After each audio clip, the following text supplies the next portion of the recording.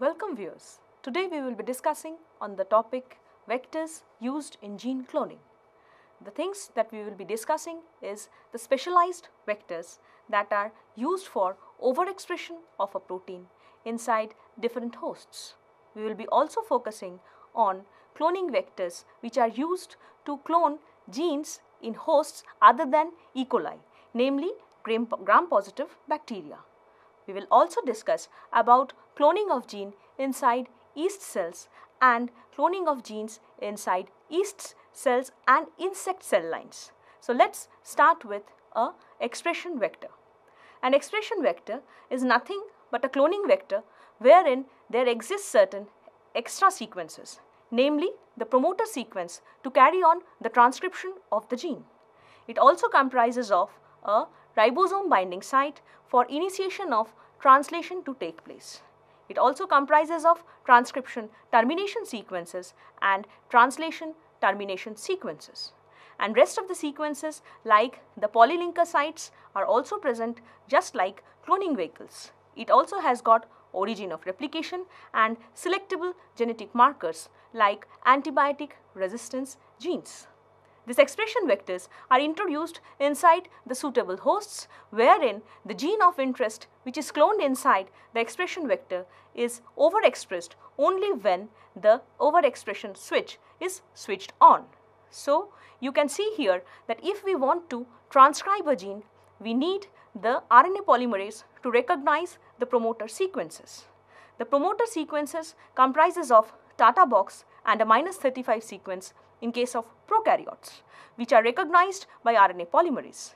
Closer is the consensus of this promoter sequence to the Tata box and -35 sequence, stronger is the strength of the promoter. Next, you can see that the promoter strength can be enhanced by increasing the consensus sequences of the -10 region and -35 region. The commonly used promoter elements are LAC promoter, TAC promoter and TRC promoters, wherein TAC promoters and TRC promoters are fusion between LAC promoter and TRP operon promoters. So, you can see here that the transcription has to terminate as well. So, we need to provide transcription termination signals.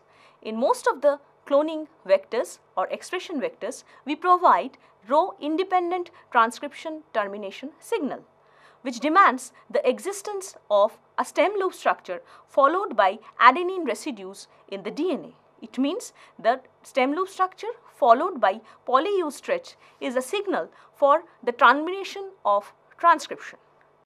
Next, we want to make strong controllable promoters. The reason behind is sometimes we need to overexpress a protein inside a host cell which is toxic to the cell. If it is toxic to the cell, then it will kill the cell. That's why we need to have controllable promoters which are switched on only when their expression is necessary.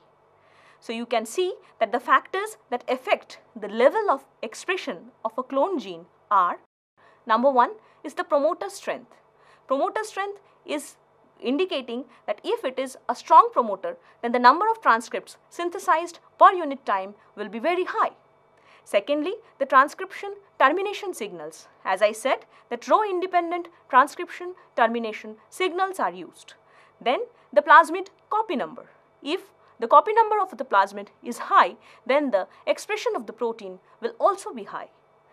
The plasmid stability. Plasmid stability means if it is a stable plasmid, then the protein which is produced will also be a stable one. Then we need to look into the host cell physiology that also decides the level of expression of a protein inside a host cell. Next point is translation initiation sequences, which are called ribosome binding sites or Shine-Dalgarno sequences should be present inside the cloning vehicle, which are being recognized by the translation machinery, or the ribosomes recognizes the SD sequence to initiate the process of translation. We need to go for the codon choice. That is very much important, as because codon bias indicates that if you are using a particular codon in a particular host, then corresponding tRNA bearing things should also be present inside the host cell. And next is mRNA structure and stability. That is very much important, as because if mRNA is stable, then there is no question of overproduction of a protein. And finally, we need to focus on the final step, that is the stability of the protein. So, you can see here that if you want to maximize the expression of the product, the gene product, as I said, can be toxic, and hence rapid selection is to be done. High level synthesis exerts a metabolic drain into the cell, and other gene expression gets lowered down. That's why to have an optimization in the level of expression, we are using the inducible promoters and not the constitutive promoters.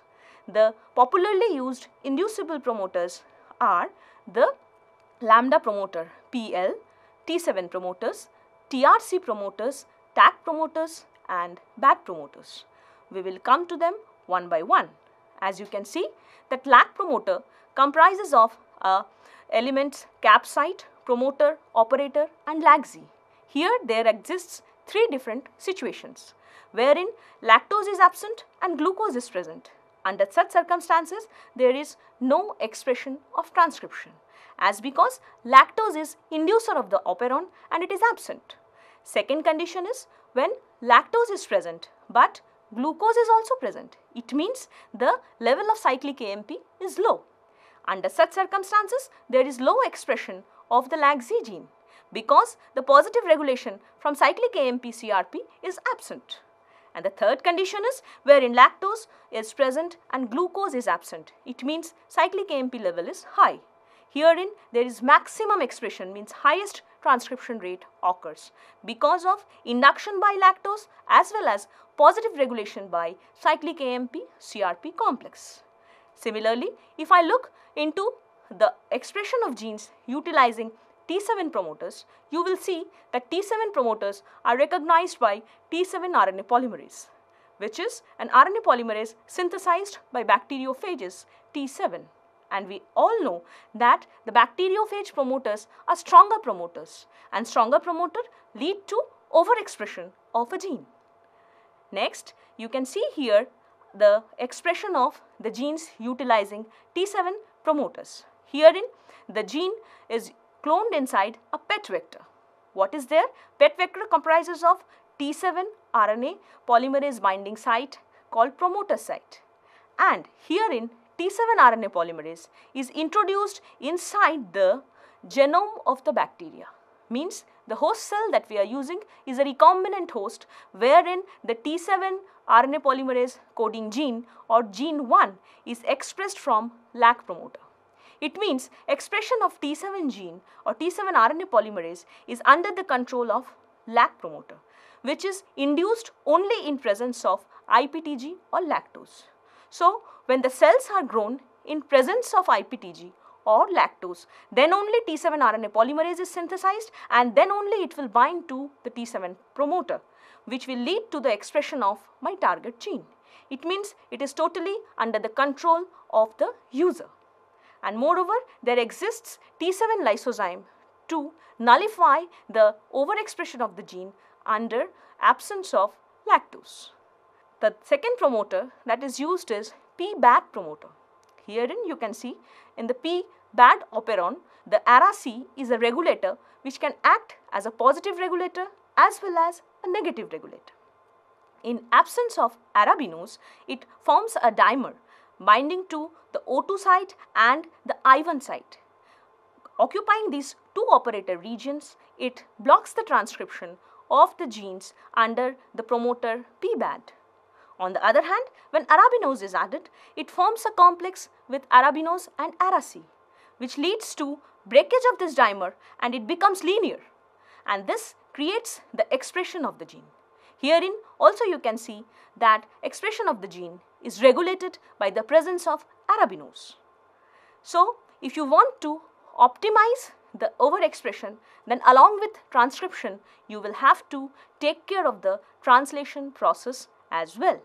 Means high level of transcription followed by high level of translation is needed to overexpress any protein. Now, the factors that affect the translation process are ribosome binding site or the Shine-Dalgarno sequence, and second one is the codon bias, and third one is the stability of transcript. First, we will talk about ribosome binding site. What happens with ribosome binding site? That this Shine-Dalgarno sequences forms hydrogen bonds with the 16S rRNA component of the ribosome, and it actually facilitates the translation initiation process. And another point to be noted down is that the spacing between the Shine-Dalgarno sequence and the initiation codon is also important. It should range of 5 base pairs to 10 base pairs, with 8 base pairs is called as the optimal one.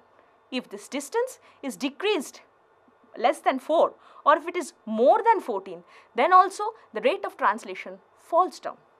So, you will have to take care that the Shine-Dalgarno sequence forms perfect hydrogen bonds with the 16S rRNA, and the distance between the Shine-Dalgarno sequence and the start codon is 8 nucleotides.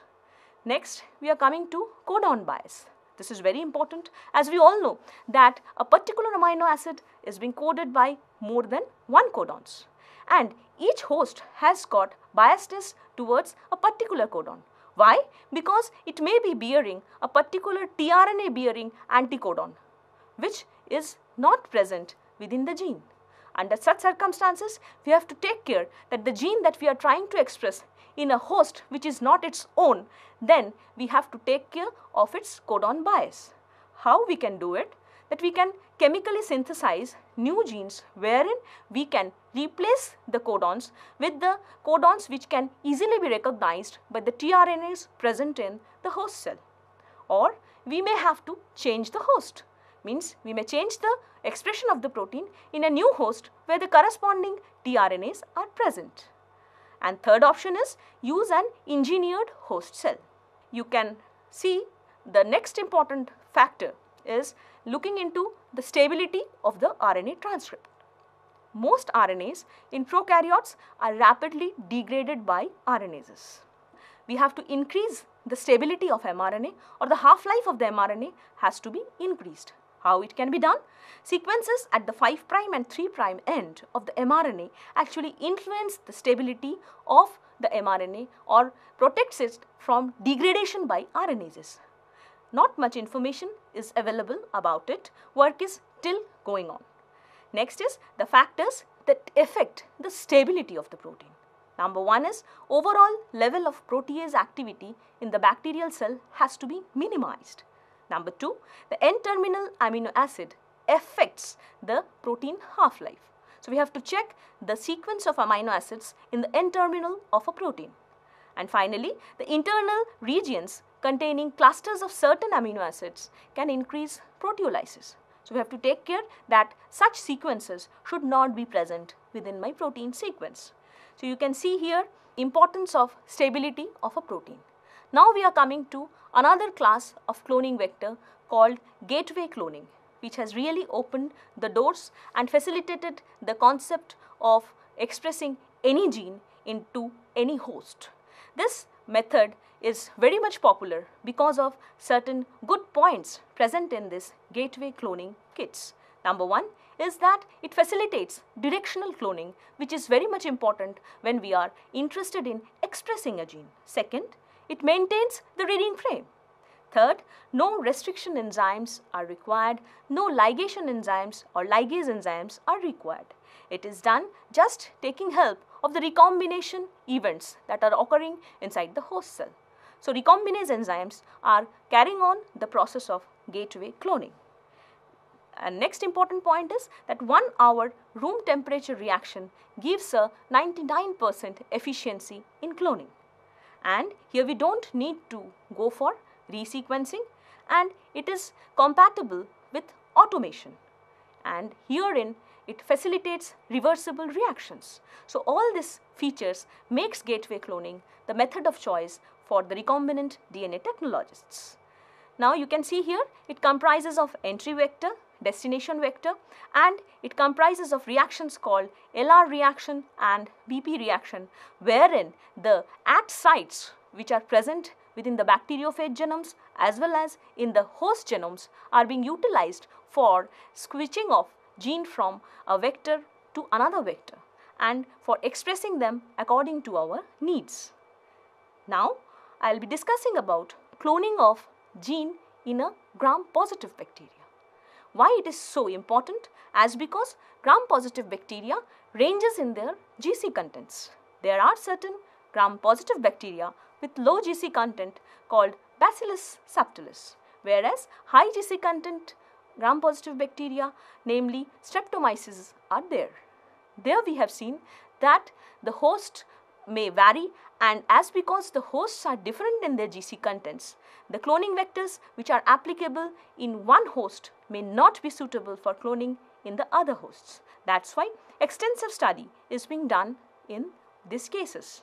What are the advantages and disadvantages of cloning a gene inside a bacillus? You can see here that in bacillus, efficient transformation via natural competence is possible, as because we know that E. coli is not naturally competent, whereas bacillus is naturally competent.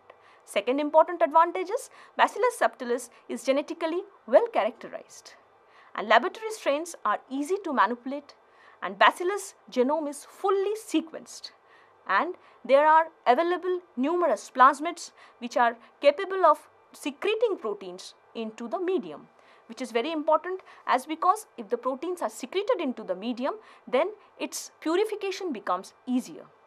And there exists certain signal sequences which are well established. Protocols are also available for the purification of the proteins, and they can be grown very easily in an inexpensive manner. And we should have to focus on the disadvantages as well, that the industrial strains are not easy to transform, poor efficiency of transformation of ligation mixture, and poor secretion of most heterologous proteins, and some of them undergo degradation. And genetics and physiology of the fermentation is not well understood, as it is in case of E. coli. Now, one of the vectors that are most popularly used in bacillus is p-mutein. What it does? As we know that with the development of sequencing technology, there exists numerous genes whose functions are not known to us. So, how to know their functions? We can know their functions by inactivating those genes. And how we can inactivate them? By introduction of this type of p-mutein vectors inside the ORFs of a particular gene. Thereby we can establish the importance of the particular gene whose sequence is known but whose function is unknown to us. Now, I will be discussing about the expression of genes in yeast cells, mainly Saccharomyces cerevisiae, which is also known as Baker's cyst, and I will also discuss about the introduction of genes in insect cells, mainly baculoviruses. Let's start the story with yeast cells. We all know that overexpressing a gene inside a eukaryotic cell is very important. The reason behind is that post-translation modifications are existing inside the yeast cells, which is not available in the bacterial cells. So, eukaryotic genes cannot be expressed properly inside a bacterial cell. Next, the absence of pyrogenic toxins are one of the reasons of using yeasts as cloning vehicles. The ability to get very high yields of recombinant proteins from fungi. Then the ability to clone very large pieces of DNA, an essential requirement for many whole genome studies in special vectors like YACs or yeast artificial chromosomes. Next, the different kinds of vectors that have been developed in Saccharomyces cerevisiae, yeast episomal plasmids. Second one is yeast replicating plasmids. Third one, yeast centromere plasmids and yeast artificial chromosomes. Now we are coming to yeast episomal plasmids. Yeast episomal plasmids is combination of an E. coli cloning vector with naturally occurring yeast 2 micron plasmid. Its size is 6.3 kb and has a copy number of 50 to 100 per haploid cell and has got no known function. Next, we are coming to yeast replicating plasmids. They contain autonomously replicating sequences, and although plasmids containing ARFs transform yeast cells properly, but there exists a problem in their distribution during cell division. So next we are coming to yeast integrative plasmids. In order to gain stability, what they do? They integrate themselves inside the genome of yeast. Now we are coming to yeast centromere plasmids. That one of the problems with yeast replicating plasmids is its poor segregation during cell division. To avoid it, they have introduced centromere sequences within yeast replicative plasmids, and it facilitates its segregation during cell division, and hence they are called as mini chromosomes. And now we are coming to the final one called yeast artificial chromosomes or YACs. YACs was developed into yeast artificial vector by the addition of yeast telomere sequences within the yeast centromere plasmids. So YAC was the first vector which could be maintained as a linear molecule. Rest of the vectors about yeast are all circular. One advantage of YAC is that unlike other plasmid vectors, the stability increases with the increase in size of the insert. But there are no practical limitations in the size of YAC, and they are essential tools in any genome sequencing projects.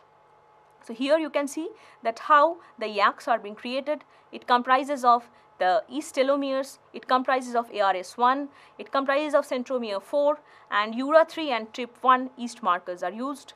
It also contains ampicillin resistance gene to select the recombinants, and origin of replication of PBR322 is also present inside it. Now we are coming to baculoviruses. As I said, that recombinant baculoviruses are widely used to express heterologous genes in cultured insect cells and insect larvae. For large scale applications, the baculovirus expression vector systems or BEVs is particularly advantageous. The baculovirus expression vector systems for safe, abundant and rapid production of recombinant proteins in insect cells was first pioneered in the laboratory of Dr. Max D. Summers. And why it became so important is that the cloning and expression of genes for study of protein structure, processing and function. It is also used for the production of biochemical reagents. The study and regulation of gene expression can be done using these vectors. The commercial exploration, development and production of vaccines and therapeutics and diagnostics are the important benefits from these vectors. It is also used for drug discovery research and the exploration and development of safer, more selective and environmentally compatible biopesticides consistent with the sustainable agriculture is also done. Now, the applications of BEV technology in medicine, the rapid development of an experimental vaccine to the deadly Hong Kong blood flu virus HSN1, the rapid development of SARS vaccine. So herein you can see that how the things are created, that we clone a gene of interest into a plasmid transfer vector, then gene of interest is joined together to form a recombinant plasmid vector. Second step is co-transfect the recombinant vector and linearized baculovirus DNA into insect cells. And this linearized baculovirus DNA, which was initially not infectious, become infectious only when they become recombinant baculoviral DNA. And this is how the recombinant baculovirus is created. So advantages of BEVS technology, that it is a safe technology and herein high level expression is allowed, post-translation modification is possible and relevant cellular compartmentalization of proteins is also possible. Moreover, capacity of large cDNA inserts as because up to 15 kb can be cloned and simultaneous expression of multiple genes is also possible utilizing this technology. And ease to scale up and use of cell lines is ideal for suspension culture.